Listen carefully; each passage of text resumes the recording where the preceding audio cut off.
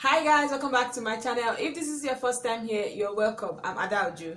In today's video, I'm going to be talking about frustration. Like, you guys know, when it comes to sewing, when you're learning how to sew, even when you're in the dressmaking business, there comes a time when frustration kicks in, when it sets in, when you are just like, you know what, I don't think this sewing thing is for me anymore. I need to go.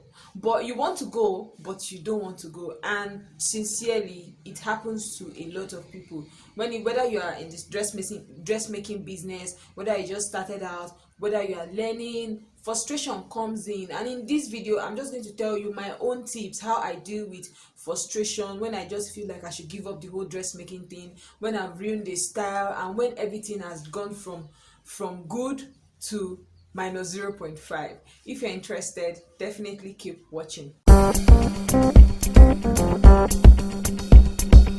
So the first thing I always do whenever there's the frustration, or sometimes everything might be going well, other times it might not just be going well because maybe you had a target. Okay, you want to make about 10 clients, 10 customers by this time of the year, or you want to be able to sew for this profile. Like, maybe you've been making for a certain grade, like financial, will I say, range of people, and now you want to go beyond the range you make, and for some funny reasons you are not getting the kind of high profile customers you want. Sometimes it might be that you ruin the style, other times it might be that you're not getting a style well, or you're not just growing, you're not learning as much as you want to, and you just feel bad, you feel frustrated. And it has happened to me over and over again. And if you guys have noticed, in the last 2 months, or it really hit me hard this month, because I just couldn't come here and sit down and pretend to be okay when I am not okay, you understand? So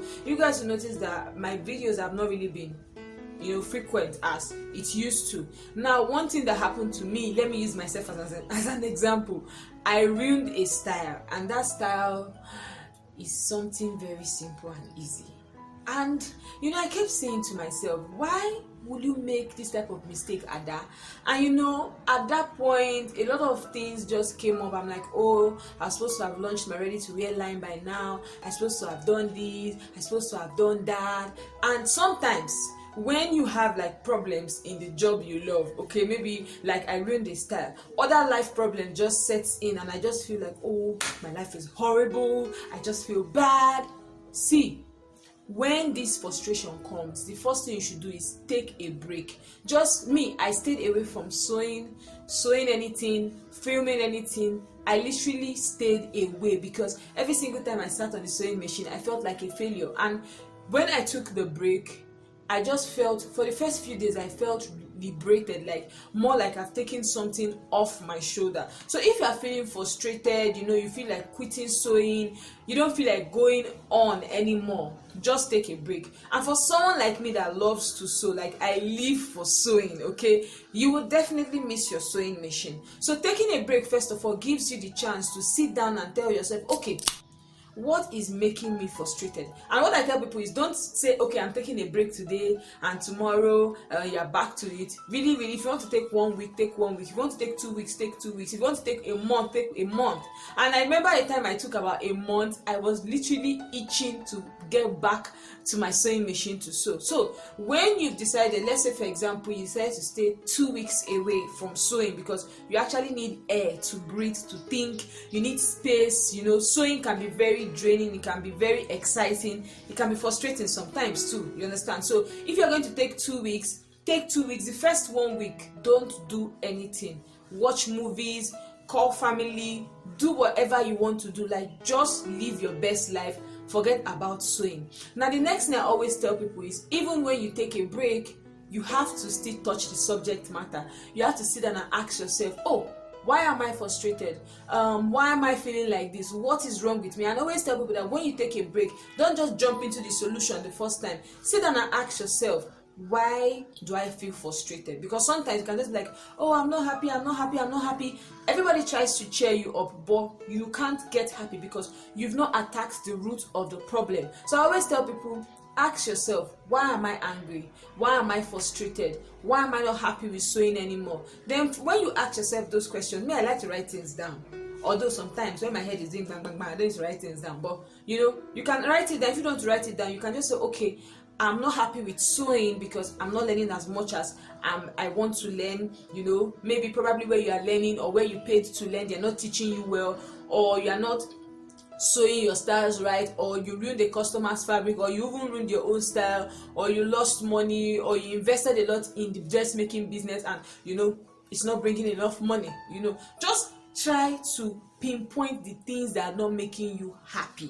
Even if it's related to sewing, it's not related to sewing. You know, if it's sewing is what is frustrating you, point it out. Okay, if it has affected other parts of your life, also point it out. Then when you've asked yourself that, okay, this is what is making me unhappy, the next thing you have to go ahead to do is ask, okay, how am I going to solve this? Because you can't highlight a problem and not solve it. Do you understand? You can't highlight a problem and not look for a solution. So after you've taken the break and you are still in the break, but you've taken, like, let me say you divide your break into two, you've taken the break, now you are in the questioning phase, then the next thing you have to move ahead to do is is it practical? Not practical. Okay, you've highlighted why you're not happy. The next thing you do is, okay, what can I do, you know, to get rid of these problems? Like, okay, for me, I ruined the style, and it's not like that style is not something I've not been sewing. I've sewn that style more than 10 times, so I felt so bad. I'm like, is it that I am not, as in, you know, sometimes like I couldn't even place. I'm like, what the hell, like, you know. And at that point, before then, I've ruined a style again. That's why I told you guys that, see, professionals make mistakes. I don't even see myself as a pro, but professionals make mistakes and they happen every day. So this thing happened like 2 times in less than a month. So it just made me feel so bad. So by the time you say, okay, this is what is making me sad, this is what is making me frustrated, you ask yourself, okay, how can I solve this problem? If you're having issues with getting customers, you think of yourself, okay, how do I get customers? How do I get to people? You know, how do I convince people to sew, you know, to buy from me if you have a ready-to-wear line, or to patronize me if you do, you know, bespoke? You understand? So you ask yourself, okay, how can I get customers? And if you're having issues with customers and you've tried everything and you still can't get a customer, I have a paid course on secrets to getting customer as a new tailor. The link to that course is in the description box, so you just sign up and you know you get the course in your email. Anyways, so if you're having issues with getting customers, you ask yourself, okay, how can I get customers? Do I need to take a course? Do I need to ask people? Do I need to actively wear my designs? Do I just ask yourself those questions? If you're having issues with ruining a style, you sit down and tell yourself, okay, this is my confusion in this style, this is my confusion in this style, this is my confusion, you know. Then you think, okay, how can I correct it? If you're having issues with sewing advanced style, you say, okay, I'm having issues with sewing this style, this style, this style, this style. You write down all the styles you're having issues with sewing, okay? Then the next thing you got here to do is the plotting stage, where you'll be like, okay, this is how we'll go about solving my problems. Like if you're having issues with sewing advanced styles, there are a lot of, let me say, there are about 5-6 advanced styles you can sew. What you have to do is buy fabrics, say, okay, I'm having issues with this style. Are you going to reach out to a fellow tailor? Okay, can you teach me how to sew this style? Are you going to come on YouTube and learn it? Are you going to on your own sit down and try to crack your brain, okay, to know how this was sewn? Are you going to go back to maybe the academy or the tailor or your madam that taught you, you know, how to sew, to you know, walk you through learning how to sew these styles? Just think of a way to solve that problem, because if you just push it aside and say, oh, business as usual, you will keep getting frustrated and you will keep getting sad and you will not be happy. Do you understand? So if it's advanced styles that is your problem, think of a way to learn how to sew these styles. If it's getting customers, ask people, ask other tailors how they got their customers. You can also take a paid course, okay? You can also take a paid course and you wear your designs. I always tell people, you are your #1 model for your brand, so wear your designs. So after you figured out, okay, these are ways I can solve my problems, another thing that works like magic for me, guys, is going fabric shopping. Woo!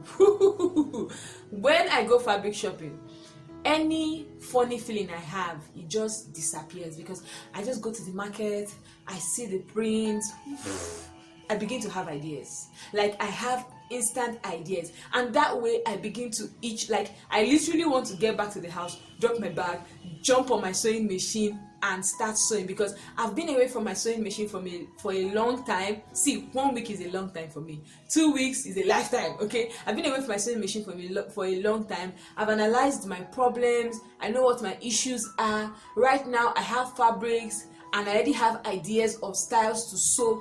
That way you want to jump back into the dressmaking bandwagon. Yeah, you want to jump back because you've missed it, you know what your problems are, and you can't wait to solve them. Do you understand? Now, what I always tell people is dressmaking is easy. Dressmaking is easy, but it's difficult. It's funny to explain this thing because it is easy when you put your mind to it. It's not like it's going to come everything like bread and butter, A, B, C, D, 1, 2, 3. No.